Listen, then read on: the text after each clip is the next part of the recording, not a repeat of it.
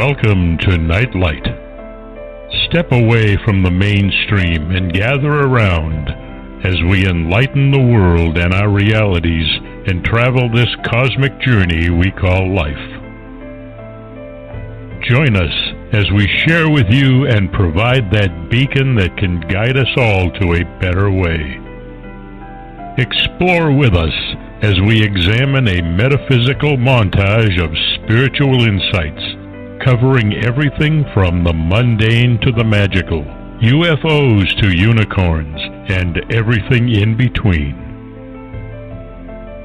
This is a time of awakening, of sharing and evolving, of spreading our wings and soaring on the cosmic breath of creation.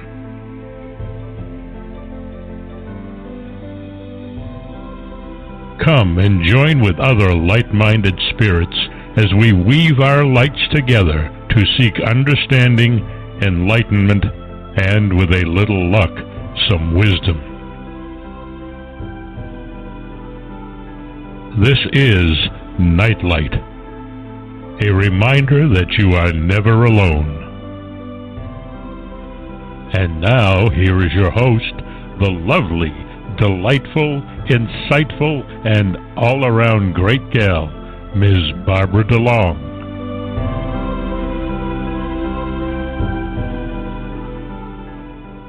Welcome to Nightlight, everybody. Tonight's going to be a really special night because I have one of my best friends on here. I have Mark Snider with me, and we're going to be talking about the Billy Meier material and the prophecies and the predictions that have been made about the world and the globe, because things appear to be shifting and changing greatly, and the prophecies do seem to indicate that that's something that's going to happen. So welcome to the show, Mark. Hi, Barbara. How are you? Doing well. When we spoke and I said let's look at the prophecies and see what is in store for us. You sent me some material to read, and I did read it, and it's kind of interesting because it goes into the difference between prophecy and prediction, and it's also the material of Henock, right? Yes, that's correct. Now, okay, so who was Henock? Well, Billy Meier we all have a spirit form. According to Meier information, the spirit form is your spiritual consciousness. It's located in the center of your middle brain in an area called the superior colliculus. The spiritual consciousness on most Earth humans is about 4.5 million years old, and it has reincarnated many, many, many times. Now, in the case of Billy, his spiritual consciousness is extremely ancient. According to Meier information, it's 9.6 billion years old. He's lived lives on other worlds, in other solar systems, in other galaxies, in times before there was even an Earth. I mean, the Earth is only 4 billion years old. He was incarnating as a teacher and a prophet before there was an Earth. Now, that's incredible to even try to wrap your mind around. But he's had many, for the past 13,000 years and beyond that even, on the Earth, he has been the prophet that most people call Henock. Okay, that's most what I people call thought. Henock. The Meier that's material what I thought. says Henock, and there's been 4 Henocks in different time periods. So that's where the Henock prophecies come from. Okay. Now, if you read Henock prophecies, there is an extraterrestrial that's having a conversation with Billy in the Henock prophecies, and this extraterrestrial is named Quetzal. So Quetzal is related somehow in this whole mess and this whole story as well. because he's also incarnated on the earth. And these extraterrestrials that we call the Pleiaren have incarnated on the earth, and they've also been involved in civilizations here. And there have been certain groups of these extraterrestrials, these Pleiaren, who were renegades and who lived far below the Great Pyramid and were called the Bephoth, or the Giza intelligences, and they presented themselves as gods in the ancient past, and really caused a lot of trouble here as well. So, but that's kind of another story we can get into in a little bit. Yeah. But, well, sorry. What I wanted to do is sort of, I thought that's what it was, and when I researched the name Henock, it took me right to Enoch, and I thought, okay, that makes perfect sense. So then now the material makes perfect sense to me. And before I go any further, I want to refer people to Billy Meyer's website, which is thefutureofmankind.com.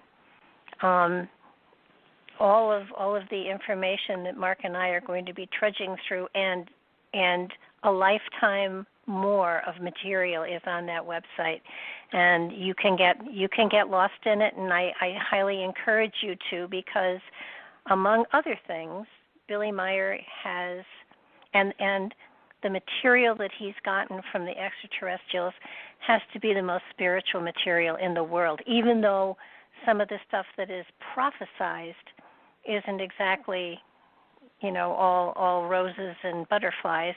But I think that the one thing that is made up front and that is said before you even go into this material is that prophecies are subject to change according to the society and the world at large and all of that. That these are prophecies that have a probability if everything continues on the same exact way it is right this moment, but it is always subject to change. Predictions, on the other hand, are pretty literal. And so what we're talking about tonight are prophecies. And and when I'm wrong, please correct me, because I don't want to give out anything that is not accurate here. One tiny little correction. Actually, This website, which you're talking about, Future Mankind, is was actually put up by a guy named James Moore in England, who's just a person that's real enthusiastic about the Meyer material. So the actual true websites associated, Billy has an organization in Switzerland called FIGU, FIGFU, and that's where you can go get his books and all that sort of thing. And there's a FIGU Switzerland, there's a FIGU Canada, there's a FIGU Australia, and I think that there's a FIGU Japan. At one point there was a FIGU United States, and they kind of didn't behave so well, and people in Switzerland disbanded them. So. Oh my! Well, then the other place I want to send people is a book called Might of the Thoughts. Have you got that? I have that book. Yes. Have you tried to read any of it yet?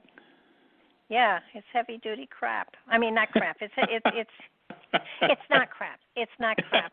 It's heavy duty. It's heavy duty material, but it's also my philosophy. Oh. So, I kind of, wonder if I was plugged into him or he was plugged into me. Wow. Because a great deal of the material is exactly what I have been teaching for years, or trying to. Wow. So, the heavy stuff, no. But probably, if it had 10 levels, I'd say to 7.5, it's my material. And it's really quite fascinating. The Might of the Thoughts is a hard book to find, apparently, and I have to be perfectly honest to you and everybody out there. I don't know where I got it. I don't have a record of buying it, but it's here. And after you suggested it, I thought, now that sounds familiar, and I found it in a bookshelf. And I don't know if I bought it. Well, I'd love to say it just appeared like magic, and it did kind of just appear like magic, but I must have bought it at some point in time, and because when I went looking for it, it said this book is not available all over the place. So I don't know how I got it, but it's amazing material. If you really want to dig into stuff and you want to go beyond what has been out there, this is a good book to look at. It will make you rethink your own life and your own direction and the way that you apply yourself to your reality in many different ways. It'll shift and change your focus greatly. But it is half in German and half in English, so you only read the right sides of the page, not the left side. Yeah, you're definitely reading it then. You got the right book. Yeah. No, I tell you, no. If it was totally in German, I was exposed to this book was in Arizona when I went to a meeting at Munns Park. There was a lady in Munns Park that used to have a meeting there, and Michael Horn was there and some other people I knew, and they just kind of let me, I didn't have the book yet, and I got to kind of look over someone's shoulder and just read it a little bit, and immediately I just realized I was confronted with a book like I had never read before. And there's just, you can't really describe it. I think I've lost count how many times I've read it. It's somewhere between 8 and 10 times I think I've read it, and I still feel like I'm only getting a small percentage. There's just so much there. Like the way to really study this book, I think, is to take a single page, and you can pick just about any one of them, and then spend about a week page. At least for me, that's the way I have to learn it. But it's what I find is it's very much like the Doral material, the Emerald Tablet material. It's very much on the same. Gonna use a new word I've been playing with. It's the same frequency, and frequency has to do with not volume or pitch or anything like that, and our body has a certain frequency, and if you look into the solfeggio frequencies, there are several frequencies that balance your brain so that you are more open to intuitive stuff and stuff like that. So frequency is really, really important. And I do believe that the words in the book have a frequency that will adjust your frequency so that you are ready to comprehend what you are ready to listen to and absorb. That's a very interesting way to put it. I have it open right here, and this particular page is. I'll read just a little bit of it, but it's not an easy one to really wrap your mind around. Well, let me start with the highlight. It says the phenomena of the selective perception and the selective attentiveness plays a quite especially important role, whereby this perception and attentiveness cannot be equated with purely conscious thinking, because everything happens unconsciously or in an exaggerated, highly conscious form, which expresses itself like a sharp clarity in the thoughts, which can degenerate to the point where it is unbearable.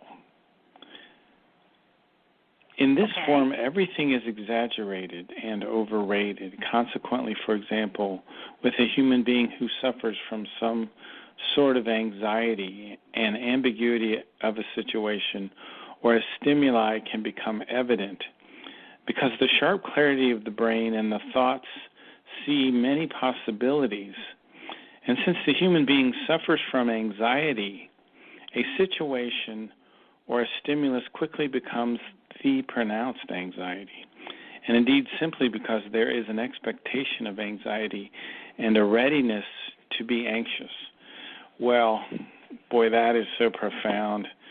Well, and if you put frequency in there, it makes sense.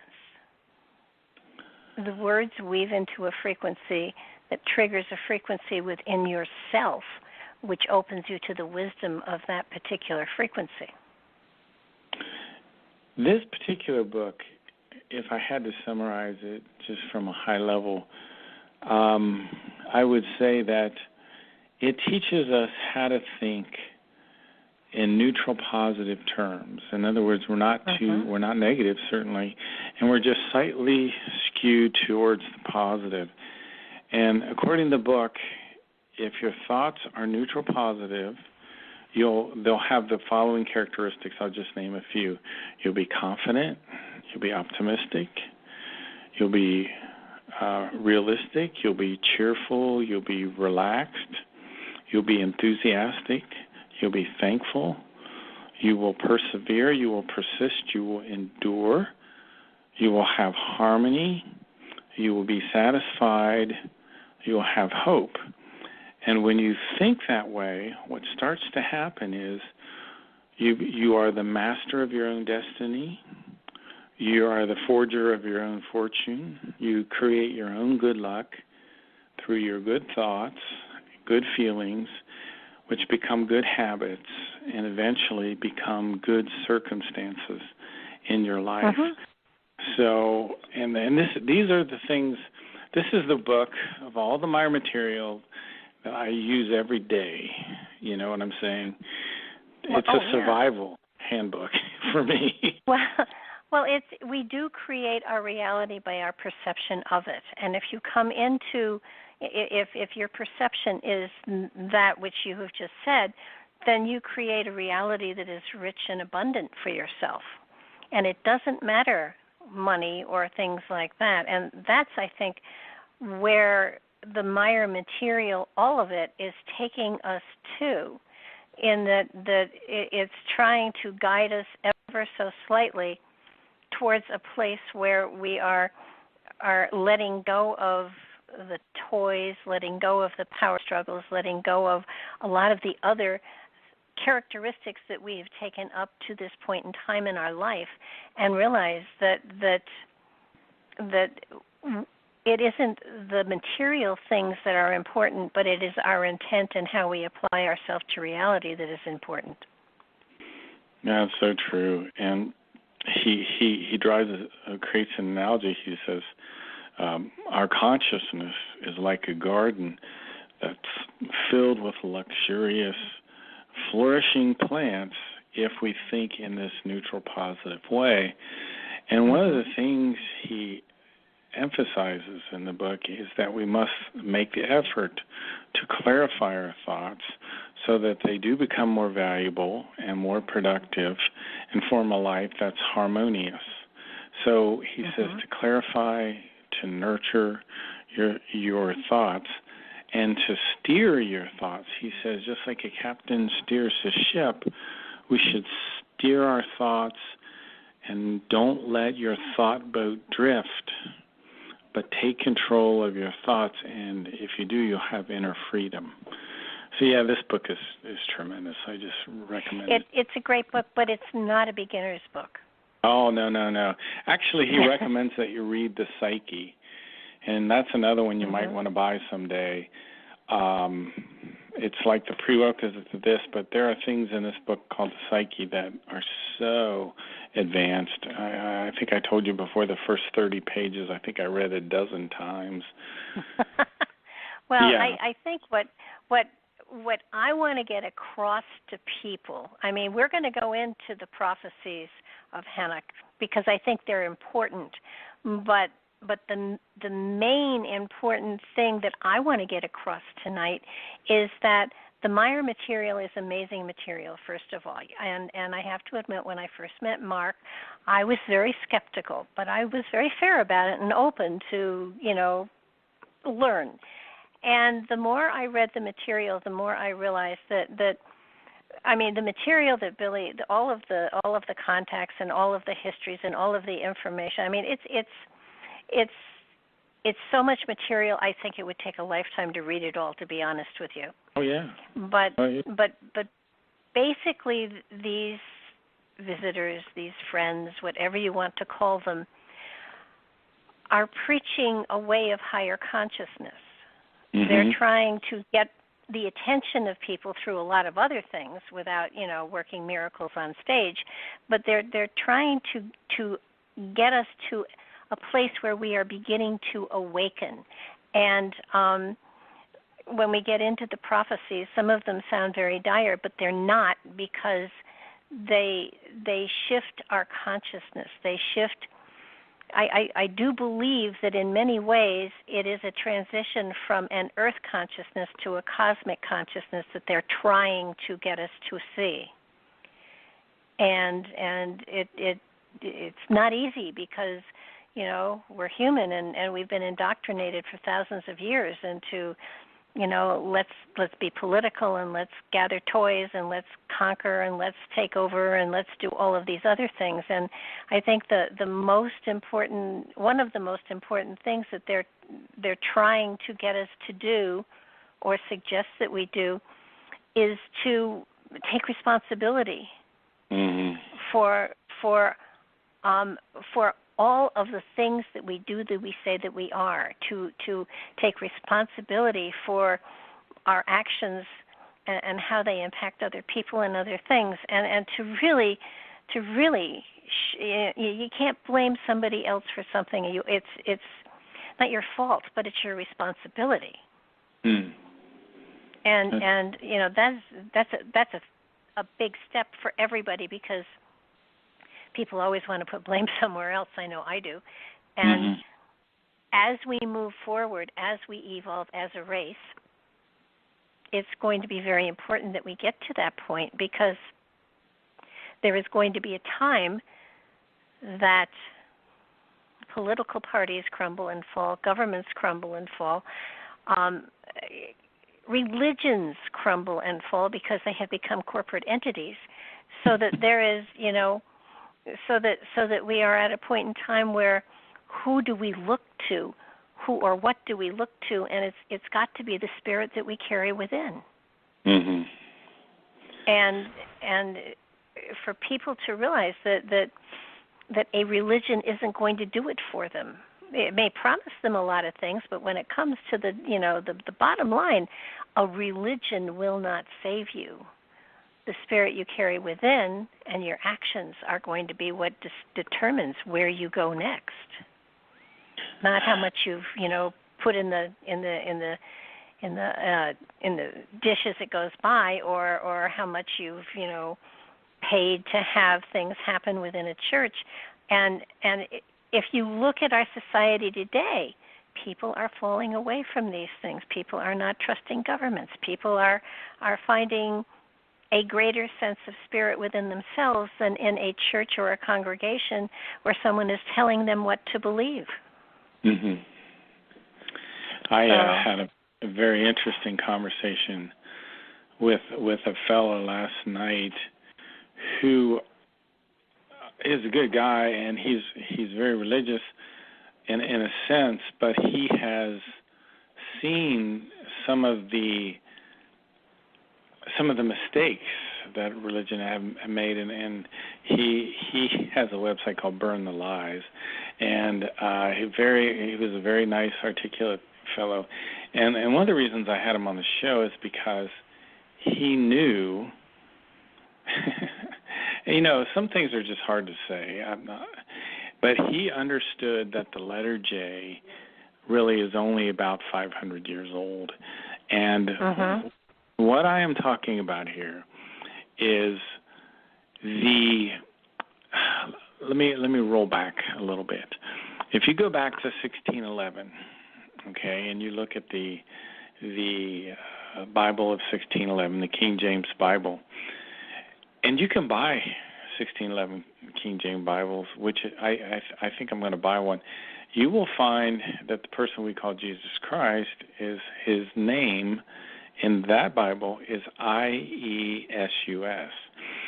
Well, the reason is because really the letter J didn't become a part of the English language until it was invented in 1550 by a guy named Gian Giorgio Torricino, who was an Italian scholar, and he started in some of his manuscripts substituting the I with a letter J, and he did it in the German language, and it kind of caught on, and it kind of made its way into the English language, but it took time, and when the 1611 version of the King James Bible came out, there really wasn't a letter J yet in the English language.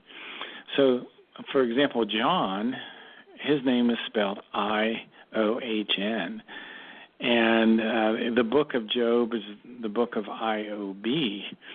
So what is so interesting about this is you take the central figure of Western society, who we call Jesus Christ, was never called Jesus Christ during the time that he was alive. And I stumbled across this because it was the part of the Meyer material, because they talk about the Talmud of Emmanuel. They say this individual's name was Emmanuel, and he never claimed to be the son of the creator of the universe, and he never talked about a heavenly father. He talked about reincarnation. He talked about the fact that the human spirit never dies, and what eventually got recorded in the New Testament was very, very falsified. And see, I didn't believe that, and I was skeptical about all of that. And when I found out that we didn't even get his name right, there was absolutely no way. And the Christ is really Christos. You know, it's not meant to be the Christ. It's meant Christos, which is a spiritual energy. Got a question, though.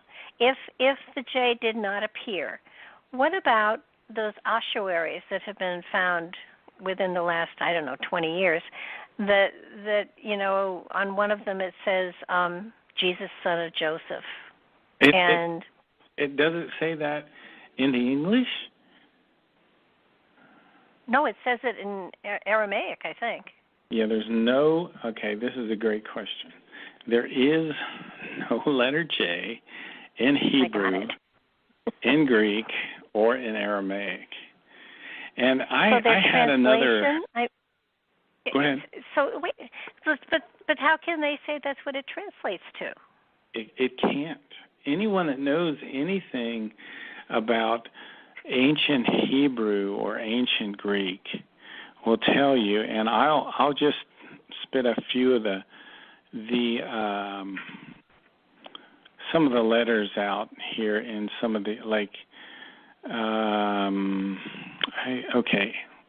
These are real quick. I'll go through the Greek letters: alpha, beta, gamma, delta, epsilon, zeta, eta, theta, iota, kappa, lambda, mu, nu, xi, omicron, pi, rho, sigma, tau, epsilon, phi, chi, psi, and omega. That's it. There is no just sound in the Greek language, period. It's not there. It's a black and white fact. I just read to you the Greek alphabet. The New Testament's written in Greek, Koine Greek,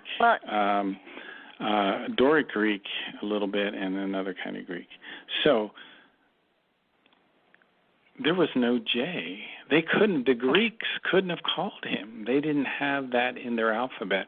Let me read the Hebrew. This is the Hebrew alphabet. And I'll do my best. I'm probably mispronouncing some of this. Tet, Chait, Zayin, Vav, He, Dalet, Gimel, Bait, Aleph, Samek, Nun, another Nun, Mem, Lamed, Kaf, Yod, Ta, Shin, Resh, Ko, Zed, Zay, Phi, P, A, Y, I, N. Now, that was modern Hebrew. If I go... to ancient Hebrew, it's Al, Bet, Gam, Dal, He, Wa, Zan, Het, Stet, Yad, Kaf, Lam, Ma, Nun, Sin, Gan, Pe, Sod, Kuf, Rosh, Shin, Ta. There's no just sound. So anyone that knows, and I'm not a linguist, but anyone that studies the Hebrew and the Greek will tell you there is no letter J in Hebrew, in Aramaic, or in Greek. Now, what is coming out is some horrible kind of bizarre. I have a lady who comes on the show who's actually a really good guest, and she has her own website. You may have, I won't say her name, you may have interviewed her as well, but she's talked a little bit about some of the stuff you're talking about. So it'd be interesting to try to do a little research there to find out what. The tomb, the ossuary, it bore the name Yeshua Bar Yosef, and they're saying that's Jesus, son of Joseph. Oh, Yeshua. I agree with Yep. that. There's no J there. It's not Jesus, though. See what I'm saying? Right? Yeah, I gotcha. Yeah. No, it's just you sit back and you look at these things, and it's we're told to question everything, and even the things that we think are carved in stone and are literally carved in stone are up for questioning. And I truly believe that we are at a point in time where, and I don't want to destroy the story of Christmas. I'm all for it. It's a time of celebration. It's a time where there is darkness all around us, and we put lights outside to light our way in the darkness. And I think it's very appropriate. And I'll go the Christmas story, and I'll go Santa Claus. But if you want to do a real debate or discussion, then I have to pull it all into question, because if our only reference book is the Bible, it has been so overwritten and overworked and edited and everything over the years that, the story has been adjusted so that it makes for a good read, but historically speaking, it's not accurate anymore. No. Maybe it never was. It's interesting what you were saying. What did you call it? An ossuary? Yes, ossuary. That's what those little boxes are that they put the bones in. Mm-hmm. And it's interesting that you brought up the term Yehoshua or Yeshua? Yeshua, which I, of course, think is very possible, absolutely. But it's interesting. I bet did they carve the name Jesus in the stone as well later? No. Or, okay. No, that's what. But they're saying. They're just saying they're saying Yeshua was Jesus. Right. Well, isn't it interesting, though, how, I'm talking about from a psychological point of view, when you're dealing with another language, and Yehoshua or Yeshua is a completely different name than Jesus. If his name is Yehoshua or Yeshua, well, why not call him Bob Smith if you're going to call him Jesus? You know what I'm saying? Yeah. It makes no logical sense. I fear that well, and if you look at, if you really want to get down to this, if you look at all of the other stories of prophets that had 12 disciples that were born of virgins that rose from the dead, there's a whole list of them. I know. It's amazing. It's not like this is the only example of this kind of a story. It's out there throughout time, and going to 1,000 years before Jesus. So I do believe the man existed. I do believe that he was a prophet. But you kind of got to step back and say, well, a religion was created around him, and material has been, if you had a dinner party and you could ask anybody living or dead to it, I think I'd like to talk to him about what's been done around his name. I think he'd be horrified. Oh, sure, sure. It's interesting you brought up, for example, the ancient Babylonian Trinity. They had Tammuz and Nimrod and Queen Semiramis. And Tammuz, the story is he basically died, quote unquote, for the sins, to save the sins, save this humanity from their sins.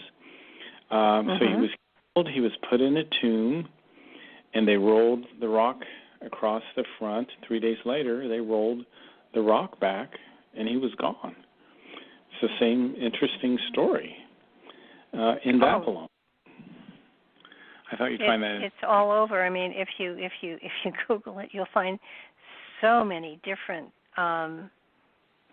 messiahs. I mean, gosh, you got Zarathustra, Mithra. Zoroaster, Osiris, Quetzalcoatl, and Jesus. They all have the number 12, and associated with them. It's amazing that when you research it, you find. And there was a Greek god too that had exactly the same story. That I think, who was it? Mark or Luke? Luke. Took this kind of, or Paul took the story from, and so you have a religion that has been created, and the man preached love, peace. He preached compassion. He preached sharing. He preached good stuff. But they made it into a religion, and they put restraints upon it, and you won't go here unless you do this, and you have to give a certain. I mean, they created a prison for the spirit in many ways. That's so true. Please elaborate.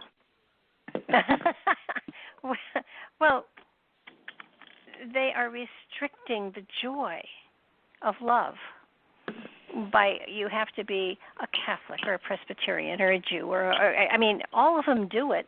This is the way to enlightenment, and the way to enlightenment is to go within, to love yourself, to love those around you, to be compassionate, to share, to not war, to not kill, to not lie, to not cheat, to live a good life. That's the way you get there, not by and I hate to say it, but not to, the stuff that the Bible has put out there are rules, and our spirits are cosmic. Our spirits are eternal.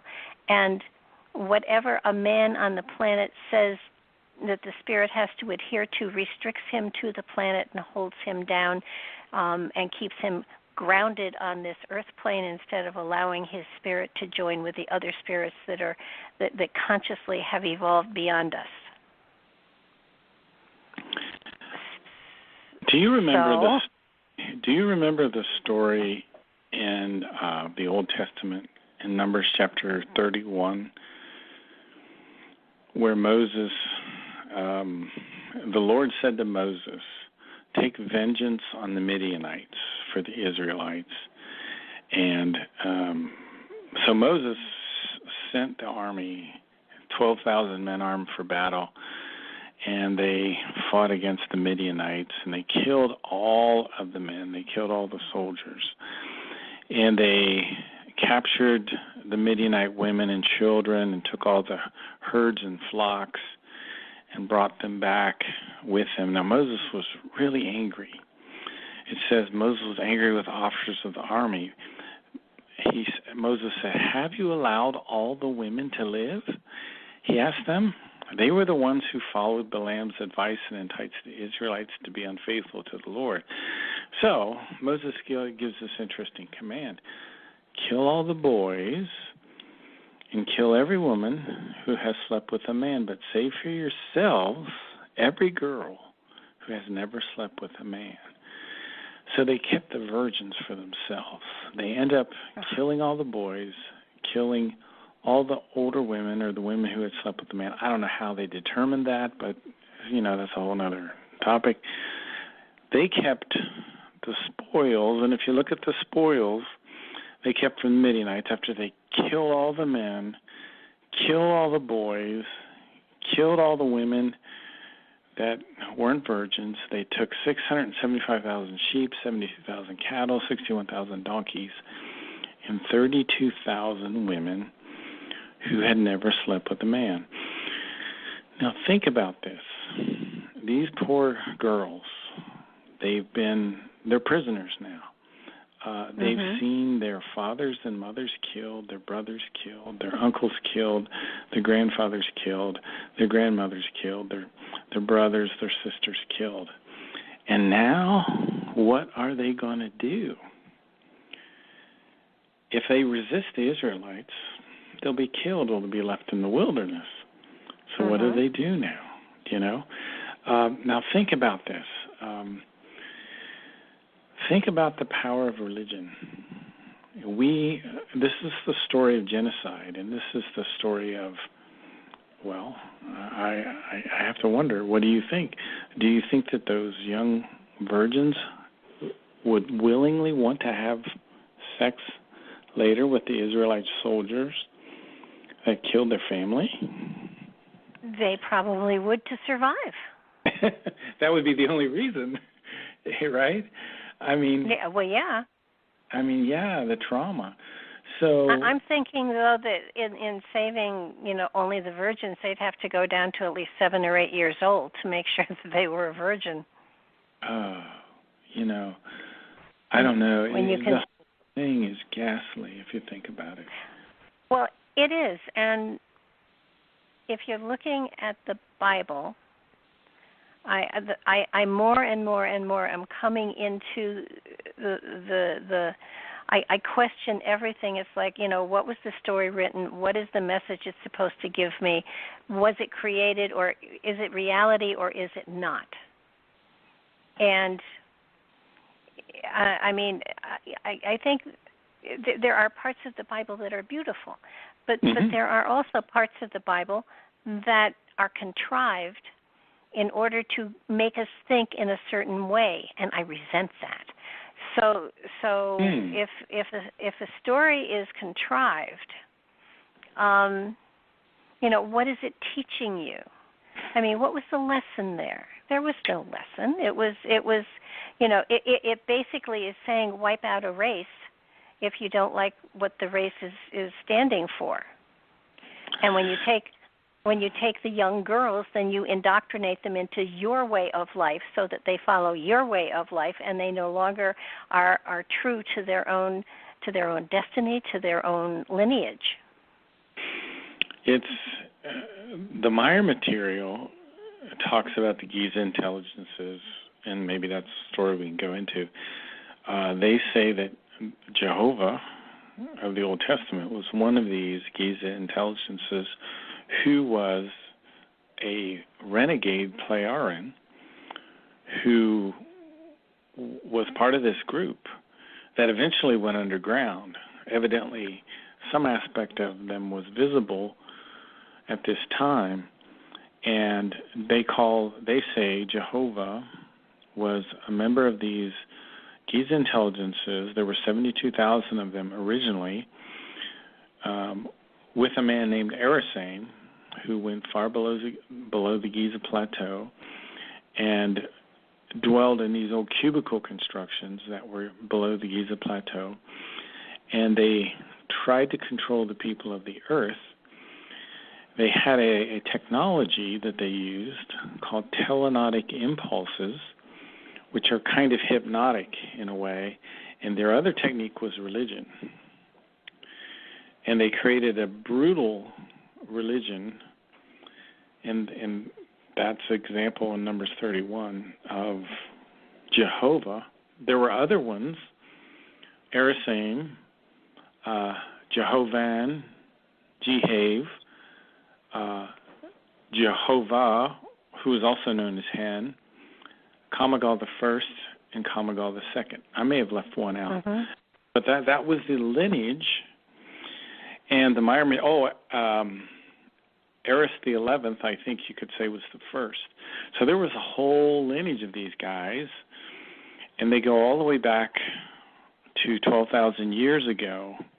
And the Maya information explains that 12,000 years ago, there was a great cataclysm on the earth that wiped out almost the whole earth and put the people who were here on the earth that survived back to the Stone Age. We forgot who we were. We forgot where we come from. We lost all of our technology. And a group came back here to the earth from Beta Centauri. They were far, far away. This is hundreds of light years away. And they came here and they started this tyranny on the earth. They were extraterrestrial humans. They presented themselves as the creator. They created a religion that was a tyranny, and that's the story, at least, that the Maya information has about our history. So we are climbing out of the rubble of the great cataclysm that occurred 12,000 years ago, when an asteroid was brought to the Earth under the guidance of an engine that was built by scientists from Lemuria, who guided that asteroid into Atlantis, which completely destroyed Atlantis, caused a gigantic flood, as well as tidal waves and earthquakes, tipped the planet on its axis, which created the weather that we have now. Yeah, it was just horrific. Well, and not only that, but that tidal wave, there's evidence of it right up to the Mississippi Basin. Wow. So there is geological evidence of a tidal wave. You know, the real story is shocking, isn't it? It's just mind-boggling. Well, and you know, there's a movie out there that I often refer to called "The Gods Must Be Crazy," and it talks about a man flying over a section of Africa that had not seen man nor plane nor anything, and he's having lunch, and he finishes his Coke bottle and he throws it out the window of the plane, and it hits a native, and the native is in awe because the gods sent him this object, and so they began to worship the Coke bottle. And in the and during World War II, that happened. It happened on an island that we set up. That you know we took planes into over in the Pacific, and you know we brought all sorts of wonderful technologies in there. And then when the war was over, we left, and the natives missed us, so they built planes, replicas, worshiping them, hoping that we would come back. The gods would come back. I have the strange feeling that, you know, much as we laugh at that material, that we have done that same thing with the story of Jesus. Yeah, I'm trying to look in my notes because I have what you're talking about is a cargo cult, right? Yes. Mm-hmm. And I think that there was one cargo cult I think was called the John Frum cult, and John Frum, I guess, is either the name of a soldier, or just kind of a, you know, what the mishmash to what's left over, and exactly. Or if they said something like this is from John, you know, and they're speaking a different language. I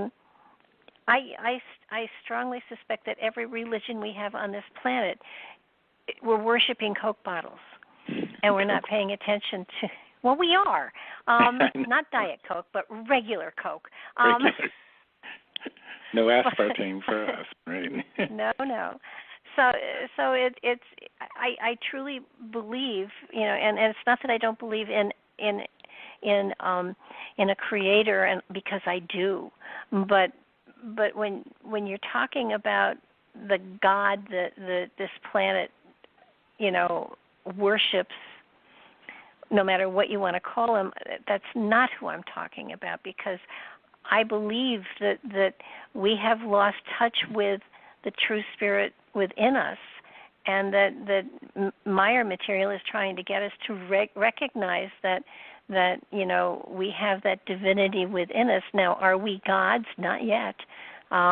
Certainly not yet. But we have the capacity, and And we're not recognizing that capacity. And religion and politics and all sorts of corporate entities are holding us down, dumbing us down, and keeping us enslaved. Literally. I mean, we don't need Planet X to enslave us. The corporate structures have already done that. Oh, that's so true. I'm looking on my website because I've really put a lot of effort in trying to document a lot of this material. And the one of the cargo cults that you're talking about here, I think, is the John Frum cult, which is on the island of Tana in an area called Vanuatu, and the Republic of Vanuatu is a Pacific island in the South Pacific. And in World War II, servicemen would come to this island, and they landed their planes on there, and they built runways, and they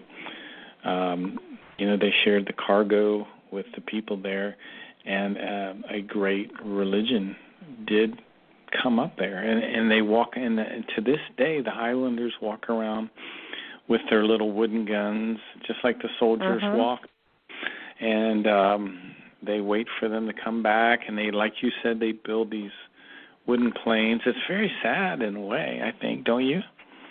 Well, yeah, and we're looking for, we're looking for somebody to come from the stars to save us when we have to do it ourselves. And I look at what's going on in the world today, and I shake my head because,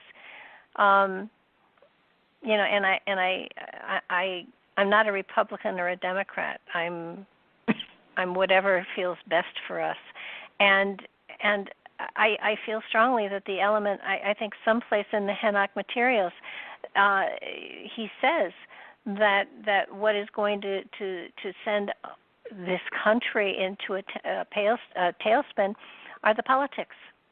Yeah, it's really bad, isn't it? It really is, and I think that the reason that I thought this was a great time for us to talk about some of this material is because I'm noticing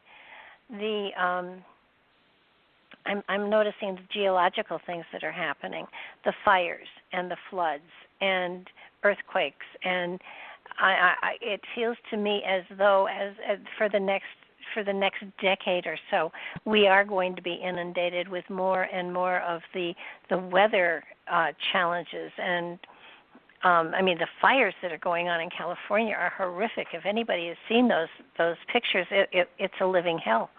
It's just amazing. And the planet often has to do this to regenerate and refresh and build new and stuff like that. If there were no people on the planet, it would do it anyhow because that's how the soil is enriched and stuff like that. But the people's houses and homes are burning and it's devastating. And I don't remember these kind of fires in the last 10 years. I really don't. No, there's never been these kind of fires in my whole life. If you don't mind, I'll rip through some of them and quickly, if you don't mind. Sure. In 2013, I've been watching this over the past few years. 2013, we had the Rim Fire, which burned 402 square miles in Northern California. And one of the things you were talking about, Barbara, is true. These fires do burn naturally, but not in this size. What has happened over the years is we intervene and we put the fires out. And then not enough of the dried up stuff gets gotten rid of. So what we're seeing is the accumulation. That's part of what we're seeing is the mismanagement of the forests where we haven't pulled out the dead wood and things like that. But so things are way out of balance, and this is also related to population to a degree, but let me just run through the statistics just so people understand the scope of this. The Rim Fire, 402 square miles, third largest fire in California history, which was the Rim Fire. The one they just had, the Thomas Fire, is bigger. It threatened the water supply of San Francisco, almost burned down the sequoia trees. That was 257,000 acres. That was in 2013. Then the Pony Complex fire in Idaho, Mountain Home, Idaho, was 149,000 acres. And then we had the Funny River fire in Alaska, which was 302 square miles, or 193,000 acres. That was in May of 2014. In July of 2014, we had the Carlton Complex fire, which burned 390 square miles, an area 4 times the size of Seattle, or 256,000 acres. We had some smaller fires, one of which is the Cold Springs fire. And I know you know Solaris, Blue Raven, who's a well-known guest and a radio show host herself. She had to evacuate, and that was in Colorado. The biggest fire that I know of occurred in Canada. It's called the Horse Fire, or the Fort McMurray wildfire. It occurred on May 1st. Well, it went over weeks. It started on May 1st and ended, I think, in July. They finally put it out, and it burned up 1.5 million acres. It's the biggest fire in the history of Canada. And I won't even talk, just briefly, I'll just mention these. Hurricane Harvey, which we just had, which brought 50-some inches of rain to Texas. Hurricane Irma, which was a storm in Florida. It hit Florida, 7 million people without power for a while. It devastated Puerto Rico, and that was back in September. The people in Puerto Rico still don't have electricity. I didn't know if you knew that or not. No, I didn't know that. Yep, Hurricane Irma and Maria had pretty much wiped out Puerto Rico. 3.4 million people still without power. It's just a devastating. The big fires that have occurred this year in California are this one is in Montana, the Lola National Forest, called the Rice Ridge Fire. It's 160,000 acres. We had couple small fires, like 50,000 acres in Montana, the Lola Peak Fire, and 55,000 acres in the North Peak Fire in Washington. One of the real big ones was the Chetco Bar Fire, which was in Oregon, 182,000 acres, which was a really bad one. I think there's another one called the Rogue River Fire, which was very massive in Oregon as well. I need to do more research on that. But the big one, which I think they're finally starting to get under control, is the Thomas Fire, which is the largest fire in California history. And it's the fire, which was 273,000 acres burned up. Now imagine this fire is larger than New York City and Boston combined. Wow. It's hard. Yeah, that's just huge. So those are some of the fires that we've had. Well, it just feels to me, and I have this thing for nature, so I really feel as though we're coming to a time where we're going to find that nature feels angry. And I don't think nature is angry. I think the planet is going through a if the Earth were, Earth Mother, menopause. It just feels as though I absolutely, am saying that we're going to see more fires. We're going to see greater earthquakes, and I do feel there will be a massive earthquake in the United States this next year. And volcanoes are starting to rumble. And there it feels like Vesuvius is going to go off again. So it's kind of like I would imagine the Earth from time to time through generations goes through this kind of a shakeup, and unfortunately we're on the surface. I think what's happening is some of it is absolutely normal, but some of it is our scientists playing with weather and trying to become gods and screwing up royally. Because it's really interesting. Some of the fires, sorry to interrupt you, some of the fires, people are saying they're seeing blue light coming out of the sky. Have you heard any of that? Yeah. Yeah. And if you look at some of the cars that have burned, you see the glass is just gone. Mm-hmm. And from what I've read, glass melts at like 2,600 degrees, but a forest fire generally doesn't get much higher than about 1,500 degrees. I'm not absolutely certain about all these temperatures, but that's my understanding. And in these cars, there's no glass, there's no rubber. The rubber just disappears. I've seen cases where the engine blocks will melt and turn into liquid, and you can see where the liquids run down the street and then it'll cool off and harden.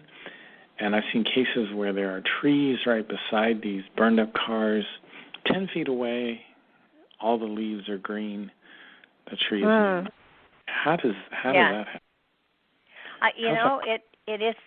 It's amazing, but it's like a tornado. Yeah. A tornado will cut a swath, but on either side of that swath, everything is perfectly normal. It's just, it's just like nothing ever happened. But then there's this whole track of total devastation. I truly believe that I think the East Coast is going to have an earthquake. I really do. And when that happens, so many of our buildings are not built for earthquakes. So that it's going to be, devastating. Now, we had a 3 magnitude one a number of years ago, and there apparently was one that I didn't even feel that was in the area that was a 3. But I'm saying I feel that everybody has heard me say this over and over again, and I'm going to keep saying it because I really believe that the Madras Fault Line is going to have a major earthquake there. The Mississippi River is, was kind of the water level was going down because they said it was draining into the fault. And there were quite a few reports of that. I mean, it hasn't gone dry, but we have destabilized the crust of the earth with the fracking that we've done and all sorts of other stuff, so that there is that we have destabilized whatever stability was there, because the plates do move, but we've created bigger holes than there probably should have been. So it's going to be an interesting time, and the Henock prophecies do talk about this. They do talk about predicted the hurricanes, fires. Hurricanes, fires, volcanoes. If you read the Henock material, it's very sad. Among other things, it says that it will be 888 days of total devastation, of wars breaking out. And I think there were a couple of things there that felt to me, and now these were written, I believe, in 87. That sounds about right. And so a lot of stuff had not occurred. Not like it has. I mean, if you went back to 80, there were no fires like this and no hurricanes. We didn't see this. How many hurricanes have we had this year that were gigantic? 5, 6, a lot. Yeah. But he talks about about Russia. The collapse of the Russian whatever, and he talks about a number of other things. I mean, the part that got me was, he basically says in this that you can't, pinpoint it, by the year, but you can, this is what's going to happen after the last pope, and this is how, things are going to happen. And I'm not sure if what we've got now is the last pope or not, but if indeed he is the last pope, then if consciousness of humanity doesn't shift and change radically, we can look at the potential of wars all over the place.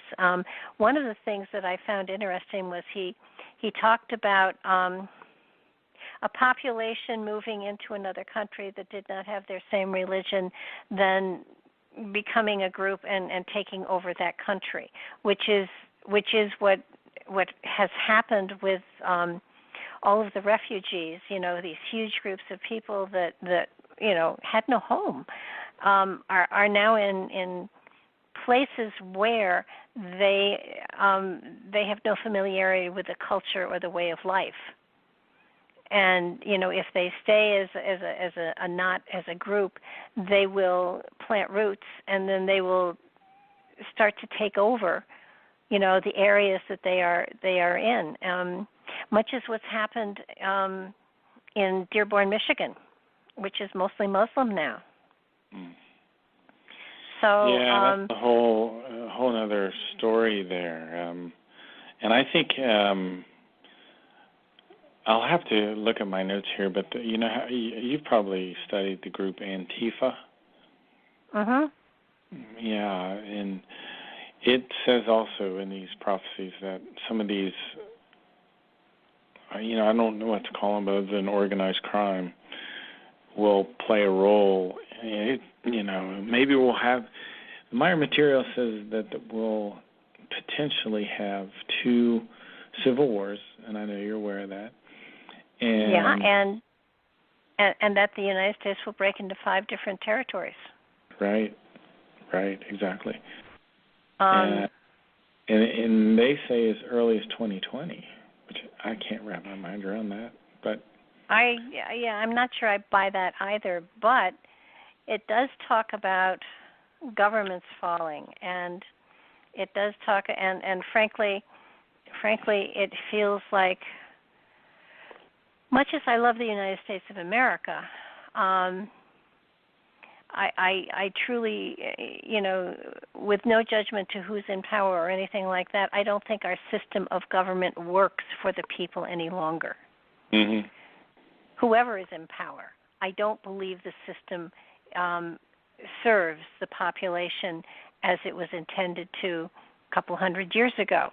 The prophecies also talk about the fall of Catholicism and then the fall of Christianity. So that it's too, and I don't know what it means when a religion falls or fails or crumbles. Yeah, but I can understand it in that if the religion itself was not based on truth, then it doesn't hold validity and it can't hold power. And nobody has questioned religion really up to this point in time. And and here's where I say we go from this is an earth-based religion to, okay, it's great for those who are earth-based, but what about those who have a cosmic consciousness and are reaching beyond it? It no longer serves them. In Contract Report 215, line 236, it says, especially in France and Sweden, machinations as well as dictatorial regulations of the European Union will cause much unrest and many uprising, but also crimes committed by gangs and organized criminal elements in these countries will cause unavoidable wars. And I wonder if some of these organized criminal elements are like this group Antifa. Oh, absolutely. And, what's interesting is one of the things they use is this idea called concept creep, and where they first vilify their enemies by calling them some name. Like they say, anyone that voted for Trump is a fascist, a racist, or a sexist. And they keep adding things, like, anyone that voted for Trump is a Nazi. They just demonize people, don't they? It's just crazy stuff. Mm-hmm. So, somebody said. Go ahead. Somebody put in the chat room something I find interesting. If you believe in prophecy, then your life has no free will and it's preordained. No, prophecy, by definition, we have the ability to change it if we change our behavior, our perception, and the way that we live our lives. Prophecy is not preordained. Predictions are. Yeah, when the Meyer material says this is prediction, they say that things have gotten to the point where this is the only possible outcome. So we still have, I still hold out hope that we will turn a lot of this around. The fact that we still exist is encouraging to me, that we haven't completely destroyed ourselves. One person you might want to get on your show is a guy named Cody Snodgrass, not an unusual name, but he's an insider, and I'll talk to him tomorrow. I've been listening to a lot of his stuff on the web. He is an ex-CIA person who did black ops stuff, and he tells about the corruption of our government. You just curl your hair. It's just we've gone so far. Well, that was another part of the prophecy that was fascinating, and because it's a prophecy, it is subject to change. I mean, it's what looks like it's the potentiality of what may unfold if there aren't changes, but it does talk about. I lost my train of thought. It talks about the corruption. It talks about lies. It talks about how the United States uses the excuse of helping other countries by dominating them and conquering them, and it makes us. It makes the U.S. government out to be almost mercenaries trying to take over other areas and other countries, and it doesn't make the U.S. look really good, to tell you the truth. One of the things that Cody explains is that our M1 Abrams tanks that had the Sabo rounds in there, the Sabo round has a rod of depleted uranium about 10 inches long. And that round is fired out a 120 millimeter cannon on the M1A1 Abrams tank, and it has such kinetic energy. It's a kinetic energy weapon because the Sabo round is pretty heavy, and that depleted uranium is pretty heavy. And when it slammed into those Iraqi tanks, it would take those 10-ton turrets and throw them up in the air like a tumbleweed. They'd go up 20 or 30 feet in the air.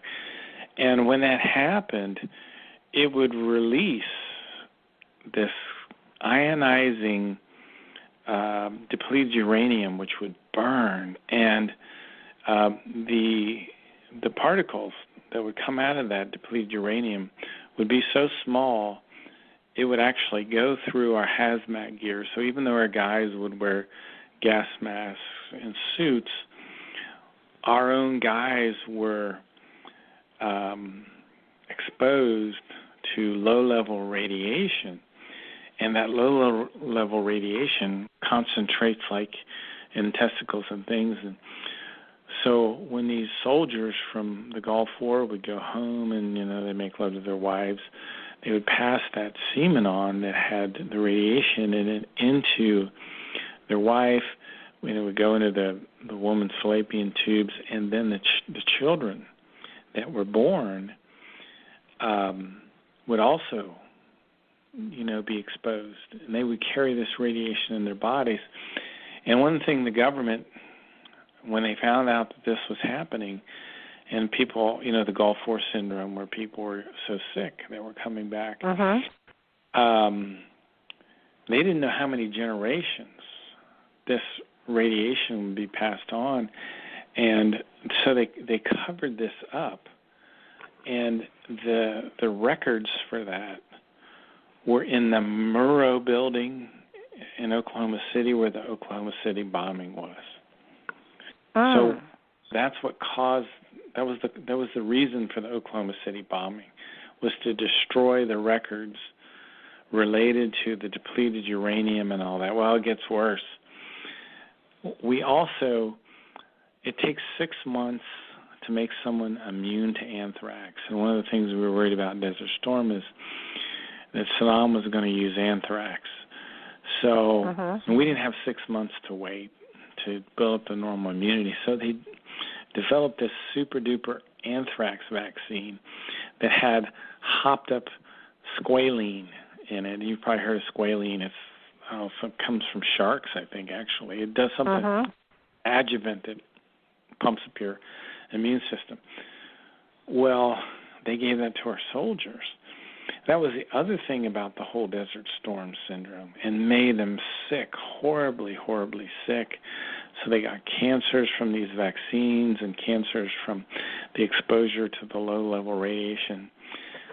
All of those records were stored in that Murrah building in Oklahoma City. And on top of that, all the records related to what was going on down at the Rose Law Firm there in Mena, Arkansas, where they were bringing in the coach, Bill and Hillary. I don't know if you remember all that. So all that was in Oklahoma City, that building, that Murrah building, which Timothy McVeigh was supposedly the one that blew that up. Well, he was the patsy. The government, the CIA was behind destroying that whole building. And I know this is kind of off the Meyer material, but it goes to the corruption of our government. Oh, yeah. They came to Cody first, and he said he wouldn't do it. He wouldn't blow up the Murrah building. He said he's not going to blow up our own building here in the United States and kill our own people. So he went on the run. Of course, they sent a hit out after him. He died twice and was brought back. You got to get him on your show and talk to this guy. It's this tremendous story. But well, you send me the contact information then. I will. I will. Okay. But the reason I bring it up is it just expands on the whole Meyer material with the corruption of the government. It's worse than we can even imagine. Oh, yeah. Somebody in the chat room wanted to know if you knew anything about the rods of God. I don't know anything about that. Sorry. I don't think I do either. Is that a book, or what is that? I don't know. I'll have to Google it later. That's a new one. Sounds interesting, though. I'll have to check it out.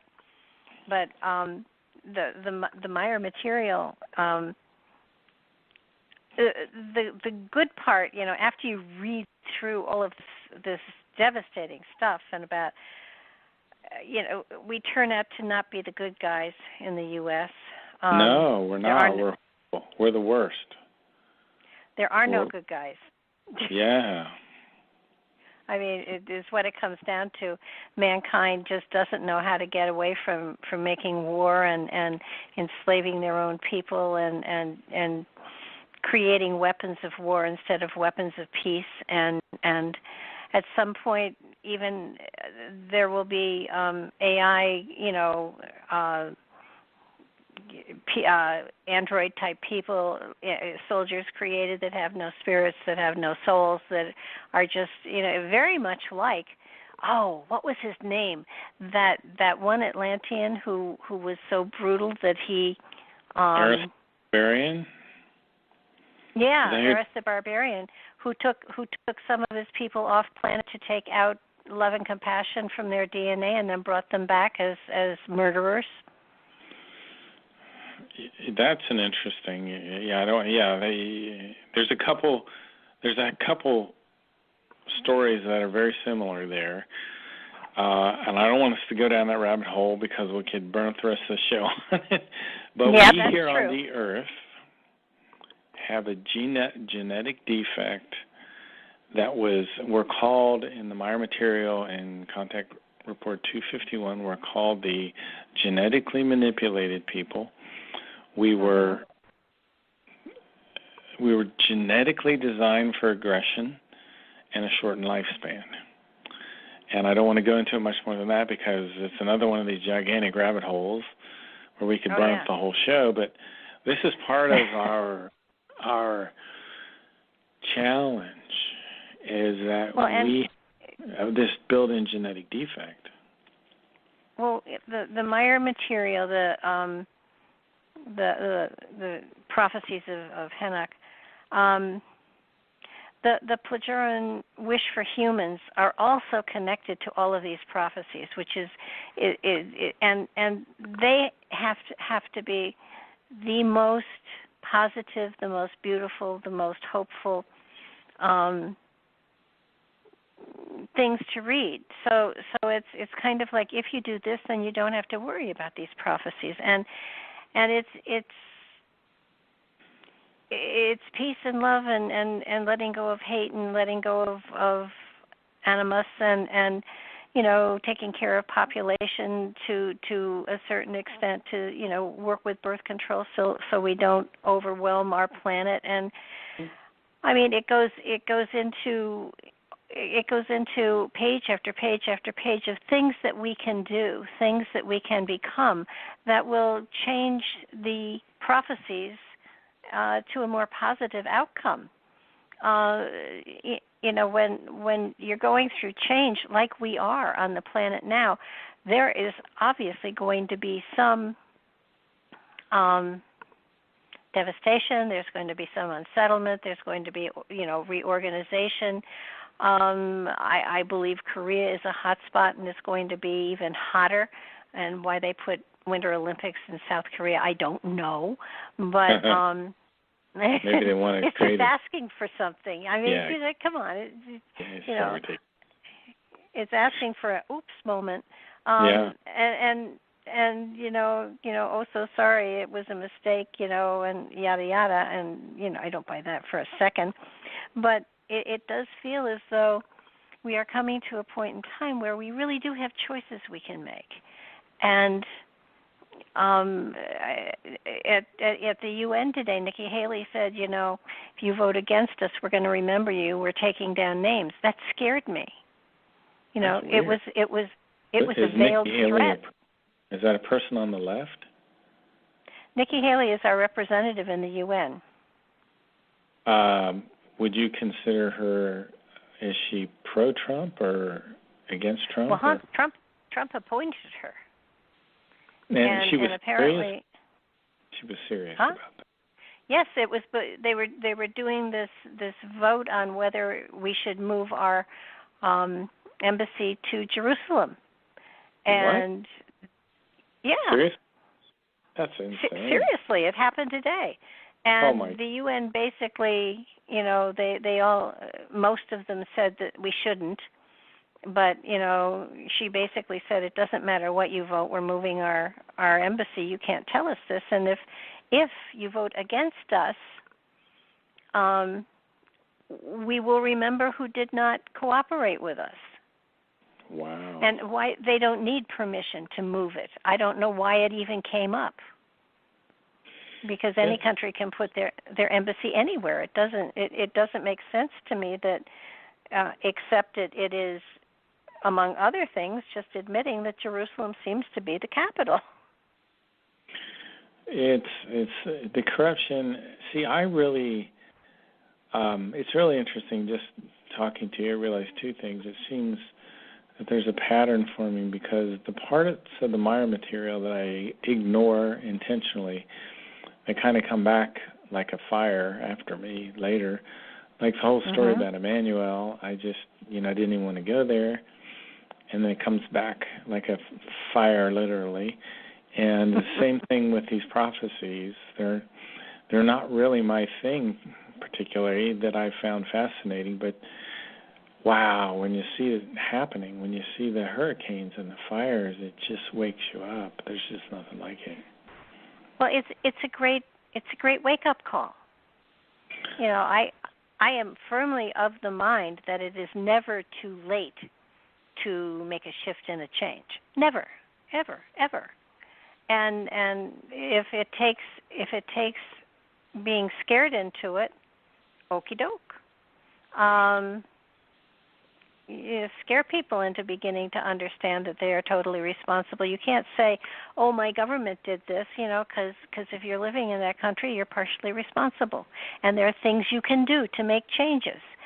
So, and when it comes to on a personal level, it's really important that people start realizing that the dogma controls you.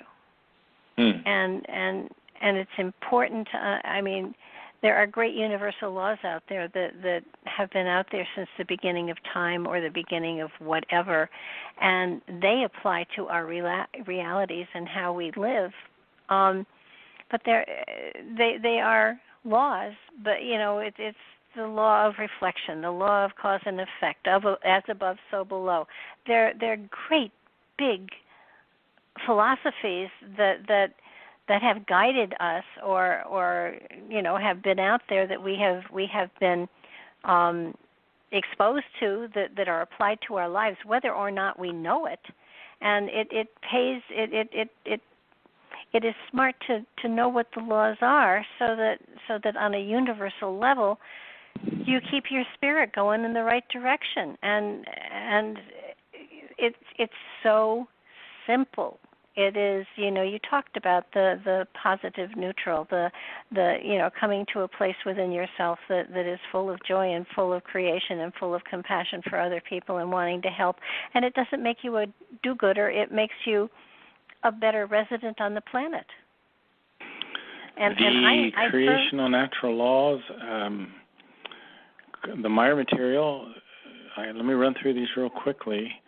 The first creational natural law that the Meyer information talks about is what they call effective love, and there's some beautiful, beautiful passages about this. He says the highest principle in all love is the highest principle in all creation, and through it everything exists in absolute logic.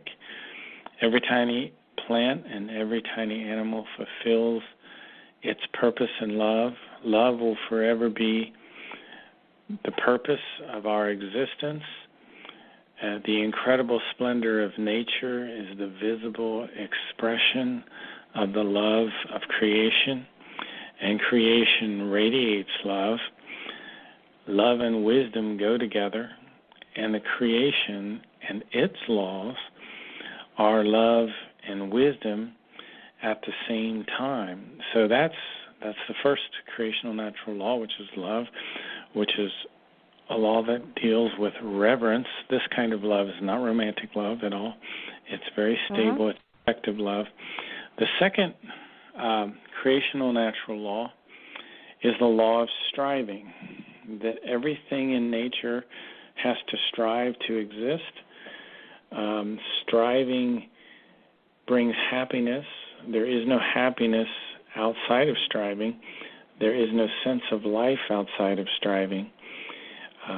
Your striving deals with your work, your day job, cleaning up your garage. We should continually be striving for the evolution of our consciousness. But striving, there is no happiness, there is no life. Everything in life strives. The third creational natural law is the law of harmony, which means you have neutral, positive thinking. So if you have neutral, positive thinking, then your thoughts, your good thoughts will generate good feelings. Your good feelings will generate good habits, and your good habits will produce good circumstances in your life. And the laws overlap because if you're striving, but you lose your sense of harmony, it will destroy your striving. So you have to strive with a neutral, positive perspective. Another creational natural law is the law of reincarnation, which we may not have time to talk about too much tonight. Another creational natural law is the law of prosperity, in that if you follow the law of love, the law of striving, the law of harmony, that helps you have abundance and prosperity in your life. Now, in the time we live now, there are things which interfere with that because we're not living under the creational natural laws related to population. The population for our plant-sized planet should be between 500 million and a billion, or 9 billion people now almost. So we're violating some of these laws that deal with population, which makes everything more difficult. So, but these creational natural laws are critical, and it's good to know them. One of the most important ones, like I said, is the law of striving, and this is in the Way to Live book on page 102, and I read this probably 2 or 3 times a month. It says, striving creates the life right up to the being. Striving means delectation, which is enjoyment, in a form which is always fulfilling and progressive. To be without striving means unwillingness and affliction. Affliction is inhibited striving and inhibited life. But inhibited striving and inhibited life bring inhibited evolution and stagnation, hopelessness and grief, confusion, irrationality, joylessness, cognitionless, unpeace, disharmony, lovelessness, resentment, lies, self-deceit, and reluctance for life. So if you decrease your striving, you will fall into disharmony, you will fall into unhappiness. Therefore, delectation, harmony, and happiness, as well as everything positive, as well as grief and everything negative, are in the end only the revelation of how pronounced the striving of any life form is. So that's one of those fantastic creational natural laws. Another one, and I don't know if this is a creational natural law, but it's mentioned in the book that I was just reading there. It's called Fulfilling Your Duty to Yourself. And we should always fulfill our duty to ourselves, which means we're our own best friend. We should never beat ourselves up. We should never have feelings of inferiority. You should never do things in private that you wouldn't do openly. You should always groom yourself, take care of yourself, take the time to wear good clothes and clean yourself, and don't let yourself appear ragged. The point of always fulfilling your duty to yourself means that you're your own best friend. You do not have thoughts about your failures. You need to correct those failures and move on. So all of these principles are so critical. See, these are the ones, like I said, you've got the prophecies, right? And you've got the history, which I love as well. But the spiritual teaching is what you apply every day to keep your life. Oh, yeah. You know what I'm saying? Keep it. Yeah, and taking responsibility. I mean, how many of us have just complained that it's not fair because, and the reality is you have control over that. And it's so true. It's very, very true. Fulfilling your duty to yourself. Yeah. No self-chastisement, no self-abuse, no feelings of inferiority. Be gentle to yourself. Care for the health of your body and your mind. Here's another one. Do not devote yourself to your passions, to your vices, to your addictions. Don't turn your back on yourself. Be benevolent. Be kind-hearted. Use your logic and your intelligence, and you will have enjoyment in the fulfillment of your responsibility. If you don't use your logic and intelligence, then you won't have enjoyment. It says here, through the real overcoming of all which is negative, slowly the whole life is mastered. The entire attentiveness is steered away from burdens, and you learn to attach your mind to something which is neutral. And this is very important in terms of problem solving. When you feel your thoughts go into the negative, attach yourself to something neutral. Whatever thought that you have that's a neutral, happy kind of thought, a time, a pet, a person, this is one of the things that you need to remember, is having the ability to remember a moment of gladness or a neutral thing. Now, Another thing that's talked about in the book here, The Way to Live, is we have an innermost creational personality. Now, this is where the spirit form comes in. It's your inner guidance. It is your wisdom. And it will have a conflict with what's called our false ego. And the false ego tries to complicate everything. And it tries to create a tyranny over this innermost creational personality. So we have to learn to recognize the impulses of the innermost creational personality, which will send you evolutive impulses. And you will get these evolutive impulses. And they'll come to your material consciousness. And this is the spirit form. And what Semyase said to Billy in Contact Report 10, this was back around the middle 70s, late 70s, she said, every person has a spirit. It's the wonder of all wonders. It's the bearer of the creative realm. It will tell you if your thinking is right or wrong, if you've learned to pay attention to it. So it gives us some kind of feedback. And what I think the feedback mechanism is our feelings. Because if you have a negative thought, it will result in a negative feeling. And the negative feelings are what disturb the psyche. Mm-hmm. And they create what sometimes are kind of runaway thoughts, which we build actually neural pathways of negativity. And have you ever experienced, I've experienced it many times, I'm much better than I was even a year ago, rotating negative thoughts that you can't seem to stop. Everyone has a button, that button gets pressed, and these negative thoughts, they rotate, and they fire, and they repeat, and repeat, and repeat. And that's how people go into depressions, and that's how people become mentally ill. They can't turn it off. You know what I'm saying? Oh, sure.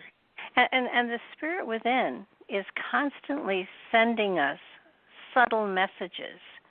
And sometimes we're good at catching them, and sometimes we're not. It's not like a telegram. It's a subtlety that we have to catch. And like I was going shopping, and I was looking for my Diet Coke, and there were no Diet Cokes in the freezer, and there were no Diet Cokes on the shelf, and it was like, perhaps I should not be drinking Diet Coke. But have you ever tried Club Soda or Canada Dry? It's actually good for your stomach. Sorry, just a suggestion. No, it is.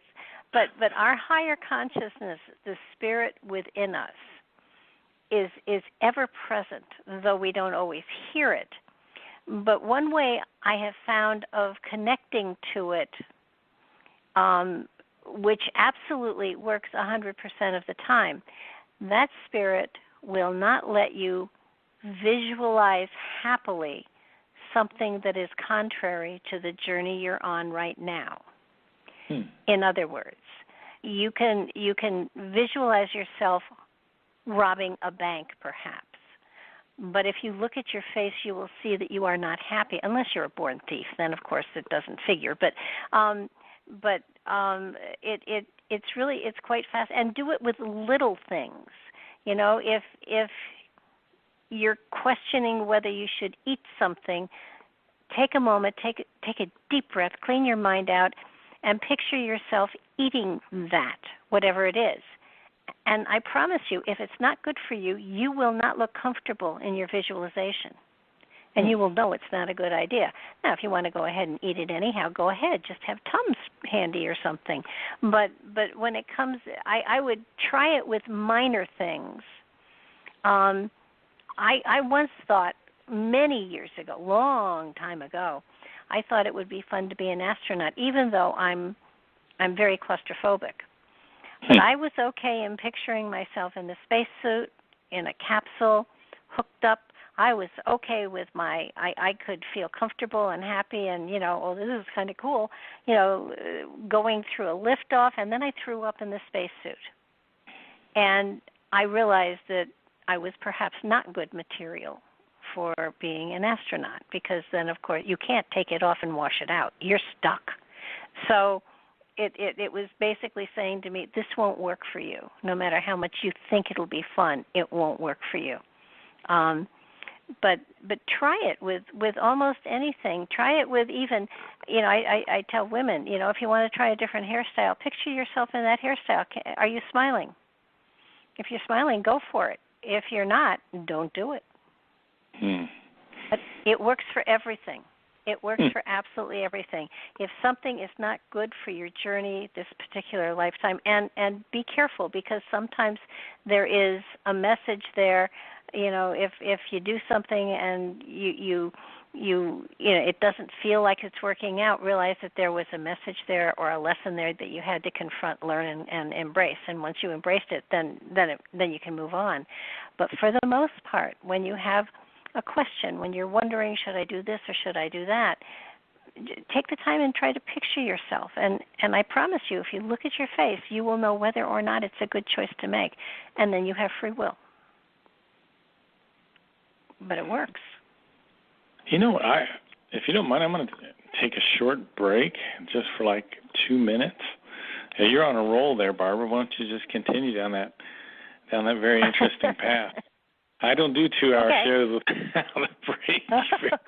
I'll be right. Go get your tea or whatever, and I'll just keep going. I think that it's important for all of us to realize that we are truly responsible. And what I see happening more and more and more as time unfolds for us, and we move forward into 2018, 19 and 20 and whatever, is that those who are spiritually oriented, and when I say spiritually oriented, I mean people, those of us that are those that are taking the step into new dimensions, which are going into a more cosmic philosophy as applies to the evolution of the spirit and the soul and the purpose here on Earth, and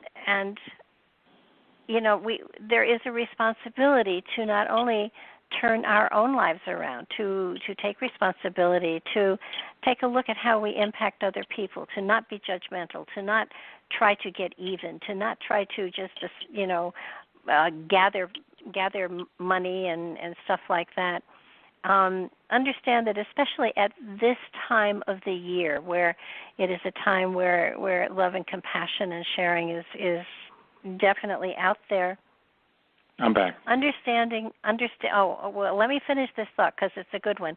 Anybody, this is a time where people are buying gifts and are giving gifts, and credit cards are going all over the place. And I would encourage you all to stop and think. It's not kindness. It's not even love. Whipping out a credit card or money or something like that. The biggest, best, greatest gift you can give another person is your time. So that is the most precious thing you own.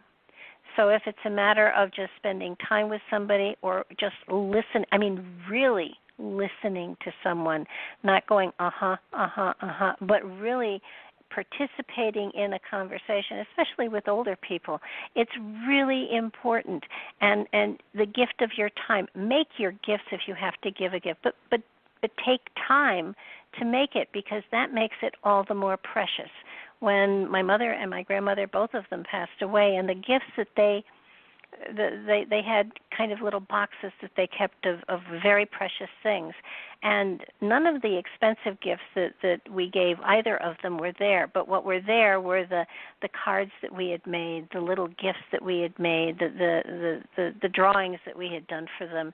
Those were what were most precious, because those cost time. We took some of our time and we gave it to them. It is the most precious gift you can give another person, and it is beyond, you just can't buy it.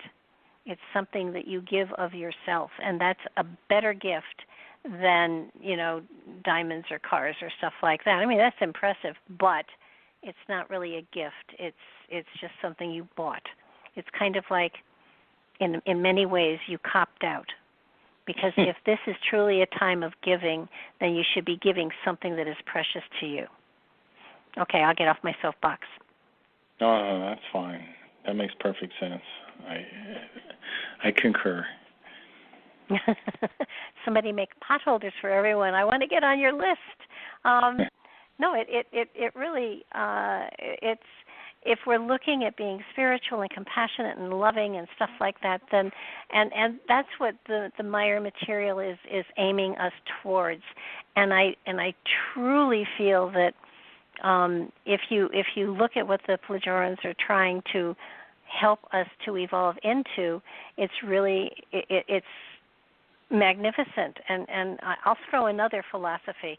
I have another philosophy, at least this week anyhow, that when a group of people as a unit get to a place where they have come to that point where they are connected and loving and caring and giving and living as a community, and that there is no anger, no war, no robbery, no jealousy, I do believe that the power of that energy as a group opens a portal to another dimension, and they step through as a group and are gone off the earth plane, out of this dimension.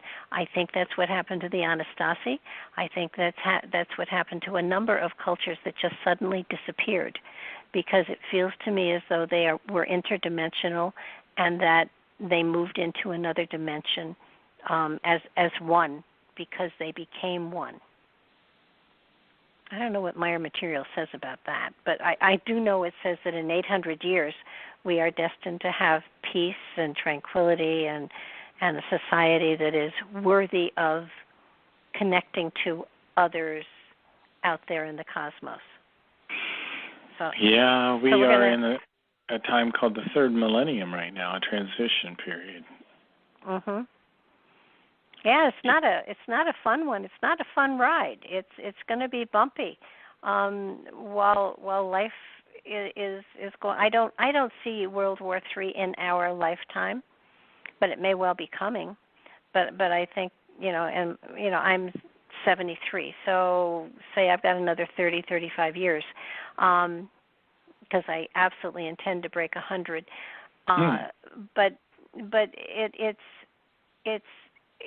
we're working towards moving into what the Plejorans have hopes for us, and their society, Mark, doesn't have any of these problems, does it?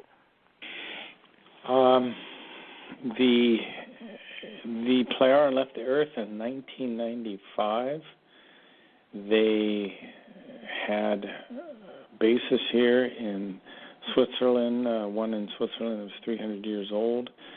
They had bases in North America, and I believe in China there were about 2,862 extraterrestrials here, not only the Plejaren, but the Lyrians and people from nearby star systems. The Plejaren are not from the Pleiades. They exist in a different space-time configuration, in a different dimension than ours. There are 7 different space-time configurations in what's called our DERN universe. These are almost like different rooms in a house, so to speak. In other words, in the Plejaren space-time configuration, there's a Lyrian system just like we have. I mean, not just like we have, but they have their own version of it. They have their own Sirius system. They live on a planet called Era. They haven't had war for 20,000 years. They don't have roads. Have you ever thought about the damage we do to the planet with the roads? How many life forms die because of road kill? They don't have roads. They don't mine their planet. They don't use. They don't take oil out of the planet. They don't take minerals out of the planet. They don't. They really don't have manufacturing on the planets that they live. They move the manufacturing off planet. They're very I'm different. sorry, that was my phone. Oh, really? That was my ego boost for the day. Okay. So, yeah, they have a very, very different world than we do. They also have a different vibration, and I don't like that word personally, but I guess it fits. That's why they can't come into our contact face-to-face. They have a special device that they have to wear, and it only will work for about a half an hour. Our thought vibration is so damaging to them that it can cause them to lose control of their bodies. So they're at a level of evolution. They're at what's called the 5th stage of human evolution. There are 2 more stages beyond that. And we're at the 2nd stage. So we're not compatible anymore vibrationally at all. So they can't stand to be around us. It's almost like a horrific stench to them. That's now, why did they leave? We don't know, and they wouldn't tell us. But they left in 1995. Yeah, very foreboding. Yeah. So yeah, their vibration level is very different. That's one of the reasons Semyase's contacts were cut short, because she was having a meeting with Billy in the Semyase Silver Star Center there in Hinterschmidruti, and one of the people there walked in, and the poor guy named Jacobus is a regular guy there in Switzerland, really nice, but just his thoughts caused her to lose control of herself, literally, and she fell.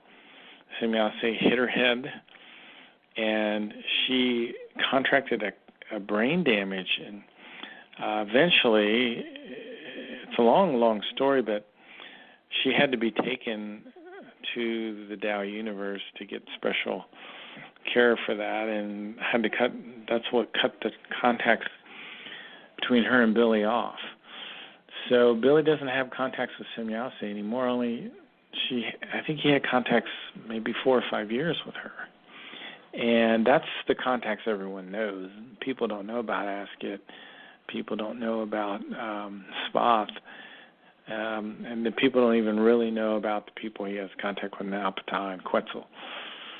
And one thing I want to say, I'll just throw this out, is, and this is a bit because of our religions, I think, people tend to think, oh, these are spiritual people and they're not really physical.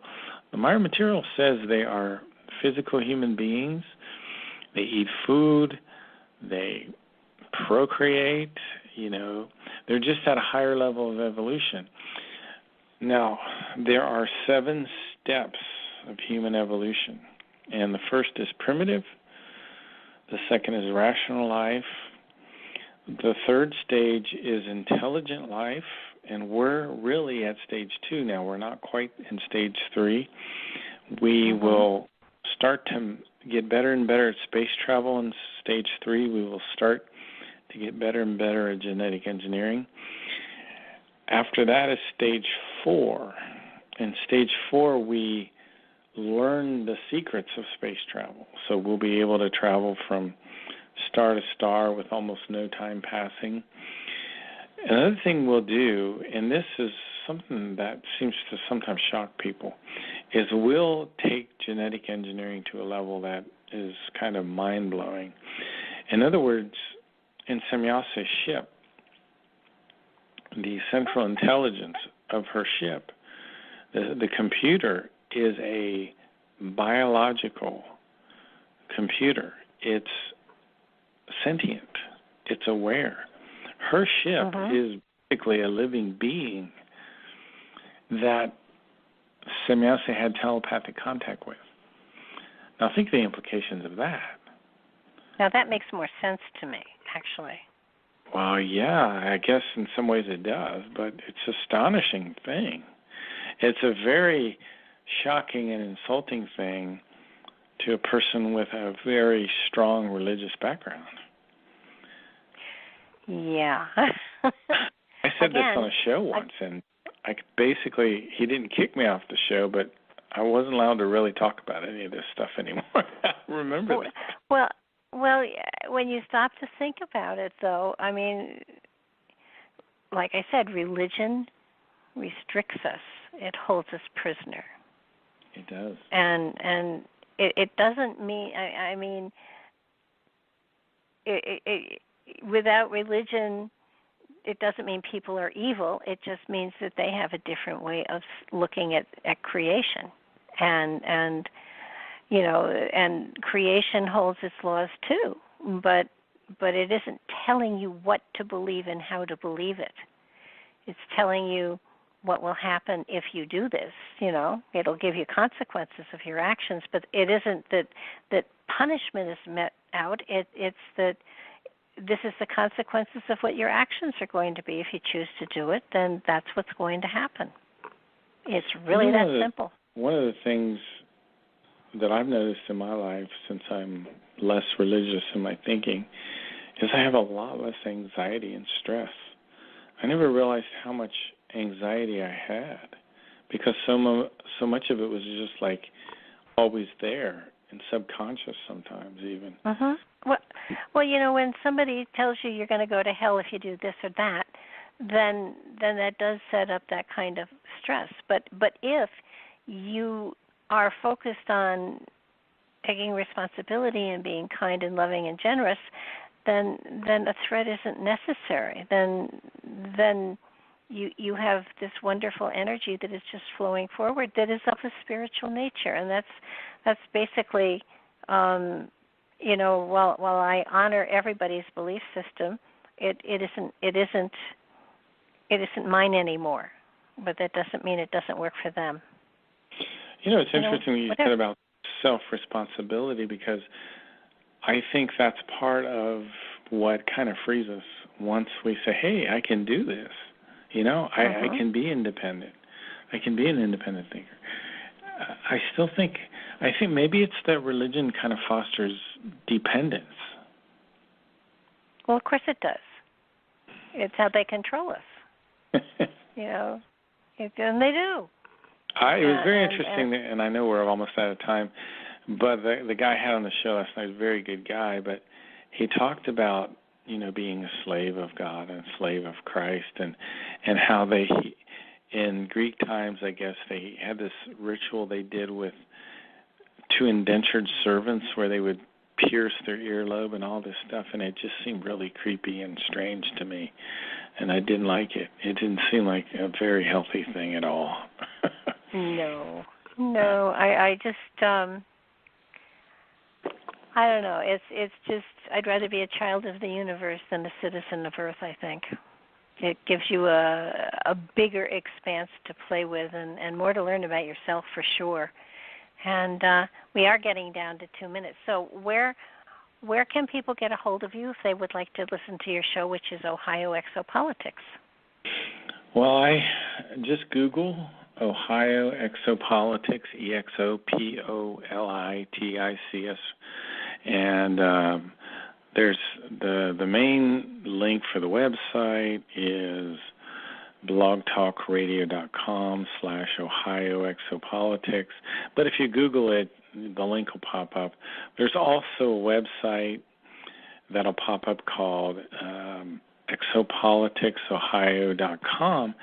And I don't know how this is happening, but there are other versions of Ohio Exopolitics which are now appearing on the web, and I will throw some of those out real quick. It's called Player.fm series Ohio Exopolitics.